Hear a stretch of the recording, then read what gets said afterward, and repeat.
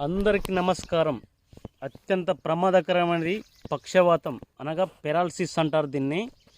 అలాంటి వ్యాధి వచ్చిన వారు కాలు చేయి పడిపోతుంది. అవసరం ఉంటే కొందరికి బ్రెయిన్ కూడా స్ట్రోక్ వచ్చి బ్రెయిన్ కూడా పని చేయకుండా అంటే మెదడు కూడా పని చేయకుండా ఉంటుంటుంది.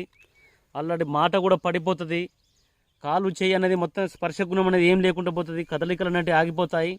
మరి అలాంటి వారికి ఆ పక్షవాతం ఎవరికైతే వచ్చిందో అలాంటి వారు నిర్జీవము అనగా బ్రతికున్న శవంతో సమానము.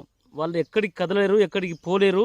ఏ చుట్టాలు కూడా వాళ్ళ దగ్గర కూడా కొద్ది రోజుల తర్వాత వాళ్ళు రావాలన్నా కూడా ఆలోచించి రారు. మరి అలాంటి బాధపడే వారి కోసము ఆ పక్షవాతాన్ని పూర్తిగా నివారణ జరగని కోసము ఇప్పుడు మనము ఒక షేగొండ మూలిక అనేది చూపించుకొని దాని వైద్య విధానాన్ని చెప్పుకున్నాం. ఇది షేగొండ మూలిక. షేగొండ కొన్ని ప్రాంతాల్లో షేగడత, షేగుడి ఆకని పిలుస్తారు దీన్ని. ఆకు వచ్చేసి ఈ విధంగా ఉంటుంది. ఇలా చూడండి, ఇది ఇట్లా వస్తుంది ఆకు అనేది.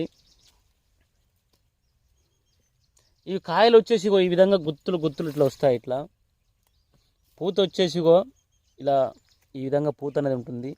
ఈ చెట్టు మొత్తం అదే. మనం ఇదివరకు కూడా గతంలో ఒక పాత వీడియో తీసాము.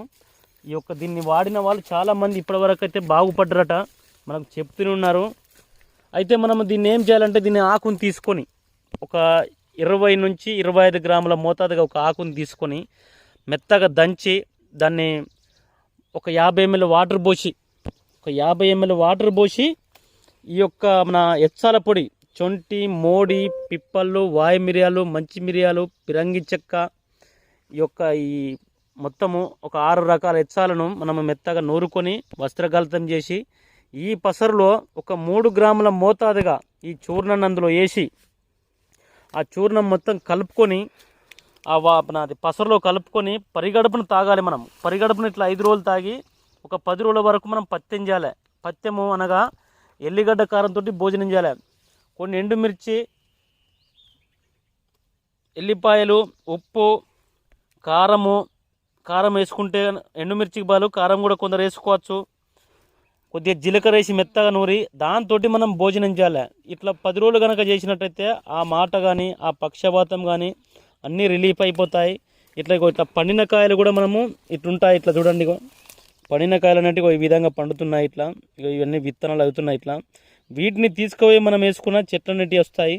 ఇది మనం వచ్చేసి ఇట్లా కొండ ప్రాంతానికి వచ్చి వచ్చాము. ఇక్కడ చూడండి, ఇట్లా పండుతున్నాయి ఇప్పుడే కాయలు. ఈ విత్తనాల కోసం కొన్ని సేకరిస్తున్నాము.